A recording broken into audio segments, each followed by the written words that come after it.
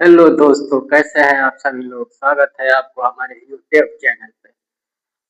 तो आज हम पढ़ेंगे प्रश्नावली 1.1। तो यहाँ हम पहला प्रश्न देखते हैं क्या है। पहला प्रश्न ये है, निम्नलिखित संख्याओं को अभाज्य गुणनखंडों के गुणनफल के रूप में व्यक्त कीजिए। तो इसको, ये जो संख्या दी है गई है, इस संख्याओं को हमें अभाज्य गुणनखंड के रूप में, अभाज्य गुणनखंड के रूप में जो है गुणनफल, ठीक है, गुणनफल के रूप में क्या करना है, व्यक्त करना है। तो अभाज्य गुणनखंड क्या होता है, ये हम जो है तीसरी कक्षा से पढ़ते आ रहे हैं। तीसरी कक्षा से पढ़ते आ रहे हैं। जैसे कोई संख्या दी है, कह दे कि 12 का अभाज्य गुणनखंड लिखे। तो 12 का अभाज्य गुणनखंड लिखने के लिए सबसे पहले क्या करेंगे, सबसे पहले इसको जो है अभाज्य संख्या जो होती है उससे हम भाग देते हैं। तो अभाज्य संख्याएं क्या होती है, संख्या के बारे में हम जो है पिछली कक्षाओं में संख्या के बारे में डिटेल चर्चा की गई है। तो आप सभी लोग जा करके हमारी पिछली कक्षाओं को देखिए। संख्या, अभाज्य संख्या क्या होती है, अभाज्य संख्या। तो अभाज्य संख्या वे संख्या होती है जो एक से कटे और स्वयं से कटे। जैसे 2 है, 3 है, 5 है, 7 है और 11 है। इस प्रकार जितनी भी संख्याएं होंगी वे सभी संख्या क्या है, अभाज्य संख्या है। कैसी संख्या है, अभाज्य संख्या। तो सबसे छोटी अभाज्य संख्या क्या है, 2 है। सबसे छोटी अभाज्य संख्या क्या है, 2 है। तो सबसे छोटी अभाज्य संख्या 2 है। तो हम 12 का जो है अभाज्य गुणनखंड लिखेंगे। तो सबसे छोटी अभाज्य संख्या से क्या करेंगे, इस प्रकार गुणनखंड करते हैं। याद है आपको, तीसरी कक्षा में पढ़े हैं। तो देखिए सबसे छोटी अभाज्य संख्या क्या है, 2 है। 2 से हम इसको काटेंगे, भाग देंगे, डिवाइड करेंगे तो कितना आएगा, 6 टाइम 6 बार में जाएगा। फिर 2 से कटेगा, 3 आएगा। फिर अब ये 3 जो है किससे कटेगा, 3 से कटेगा। तो 2 से बड़ी अभाज्य संख्या क्या है, 3 है। 3 से काटिए तो यहाँ 3 से कट गया, नीचे क्या आया, 1 आया। नीचे क्या आया, 1 आया। अब यही इसी को जो जिससे जिससे कटा हुआ है, 2, 2 और 3। तो 12 का जो गुणनखंड होगा, 12 का 12 का गुणनखंड क्या हो जाएगा, 2 गुणे 2 गुणे 3। ये होगा हमारा 12 का गुणनखंड। और इसी को जो है, इसी गुणनखंड को क्या वो किस रूप बोल सकते हैं, गुणनफल के रूप में बोल सकते हैं। या इसको और लिखना चाहो तो 2 कितनी बार है, 2 बार है। तो 2 की पावर कितना हो जाएगा, 2 और गुणे में 3। ये आंसर हो सकता है, ठीक है। या या तो इसको लिखे या तो इसको, दोनों क्या है, सही आंसर है। तो अब चलिए सवाल पे आ जाते हैं। सवाल क्या कह रहा है, 140 का करना है। तो 140 का करना है, 140 का चलिए इधर करते हैं गुणनखंड। सबसे पहले छोटी अभाज्य संख्या से करते हैं 2। कितनी बार, 7, 2 से 14 और 0 आ जाएगा। फिर 2 से कटेगा, 2 2 से 6, यहाँ से एक शेष बचे, 2 बचे 15। ठीक है दोस्तों। अब फिर 35 आया, 35 किससे कटेगा, 2 से बड़ी अभाज्य संख्या क्या है, 3 है। 3 से कटेगा नहीं। इससे बड़ी अभाज्य संख्या क्या है, 5 है। 5 से काटिए, 5 से कट जाएगा, 5 सत्ते 35।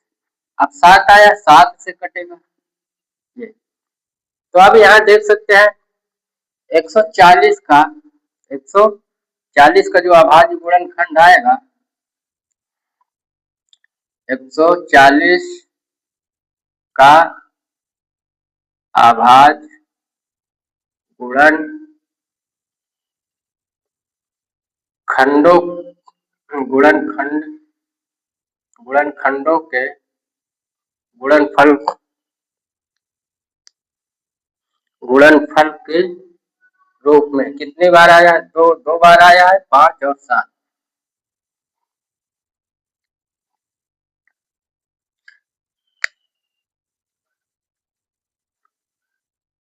गुणनफल के रूप में तो कितना आया था? दो बार आया था और 5 आया था और 7। अब इसको हम लिख सकते हैं, इसी को क्या लिख सकते हैं? इसको मिटा देते हैं। उम्मीद है कि ये आप समझ गए होंगे।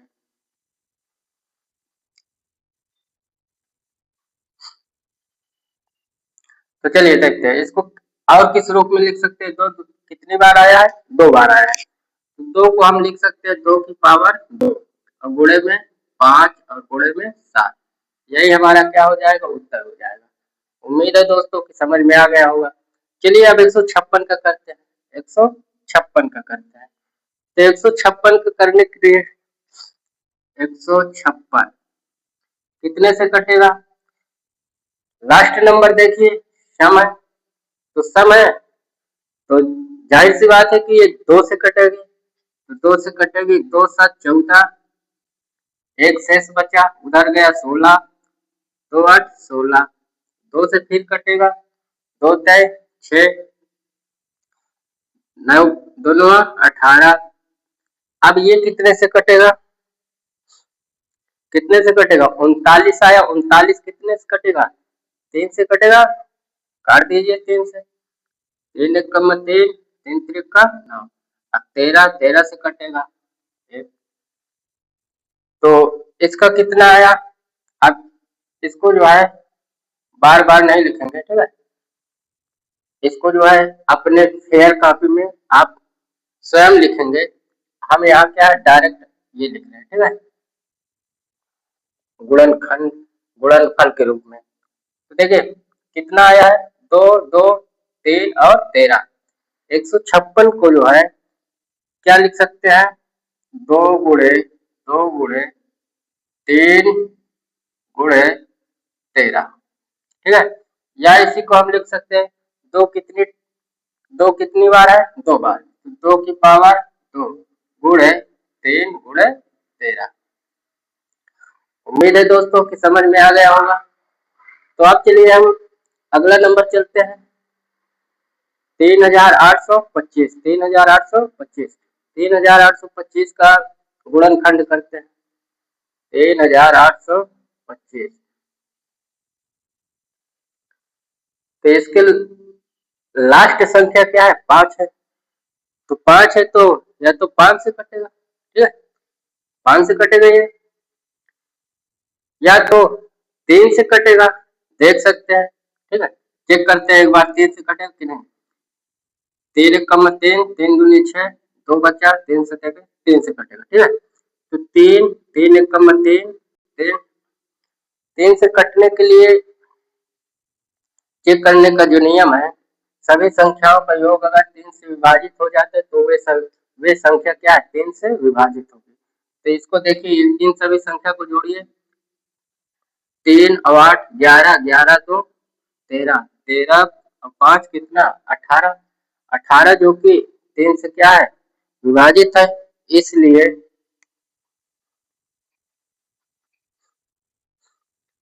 इसलिए ये संख्या क्या है? इन सभी संख्याओं का योग, संख्याओं का योग कितना है? 18 है, जो कि क्या है? 3 से विभाजित है। इसलिए ये भी क्या है? 3 से विभाजित होगी। 3 एकम 3, 3 दूनी 6, 2 बचा, 3 सत्ते 21, 3 पचे 15। अब इसको देखिए 3 से विभाजित है कि नहीं है, चेक करिए। है, ये भी 3 से विभाजित। 3 3 चौक 12, 3 दूनी 6, 3 पचे 15। इसको देखिए है 3 से विभाजित, 3 एकम 3 नहीं है, ठीक है। 425 3 से विभाजित नहीं है, तो ये किससे कटेगी? 5 से काटिए इसको। 5 अठे 40, 5 पचा 25, फिर 5 से काटिए इसको।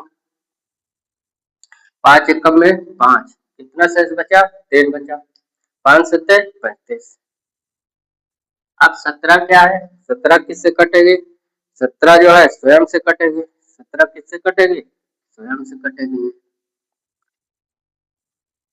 तो 3825 का जो गुणनखंड आया, 3 × 3 गुणे 5 × 5 × 17 बराबर है। तो 3 कितनी बार है? 2 बार है, तो 3 की पावर 2 गुणे 5 कितनी बार है? 2 बार है, 5 की पावर 2 गुणे 17। ये हमारा उत्तर हो जाएगा, यही हमारा क्या है? आंसर हो जाएगा। अब चलिए 5005 का गुणनखंड करते हैं। किसका? 5005 का गुणनखंड करते हैं।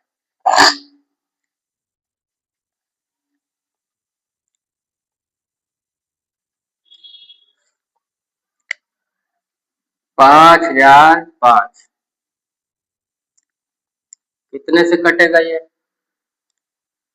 अगर इन सभी संख्याओं को जोड़ेंगे तो 10 आएगा, जो कि 10 3 से विभाजित है, इसलिए ये संख्या क्या है? 3 से विभाजित नहीं होगी। 5 से विभाजित है ये, तो 5 से देखिए, 5 एकम में 5, 5 0 0 0, 5 एकम में 5। ठीक है। अब 1001 किससे विभाजित है? 1001 किससे विभाजित है? 1001 किससे विभाजित होगा? चेक करिए। 7 7 से विभाजित करिए इसको। 7 एकम में 7, शेष बचेगा 3, 30 आएगा इधर, 7 चौक 28, 7 तरीके का। ठीक है। 7 एकम में 7 और इधर 3 बचे शेष, तो ये 30 हो गया। 7 चौक 28 और 7 तिरिक 21, 143 आया। 143 किससे विभाजित होगा? इसको काटिए। 11 से कटेगा। 11 एकम में 11 और यहाँ 3 बचा, 33 आया। 33। अब ये 13 से कटेगा। ठीक है। तो 5005 का जो आएगा गुणनखंड वो क्या आया? 5 × 7 × 11 × 13। अब इसमें देखिए कोई दो बार मतलब कोई दोबारा आया नहीं, कोई भी संख्या दोबारा आया नहीं है, इसलिए इसका जो गुणनखंड है गुणनफल के रूप में यही हो जाएगा। ठीक है मेरे दोस्तों। तो चलिए अब अगला सवाल चलते हैं। 7429, 7429। तो इसको करिए। 7429।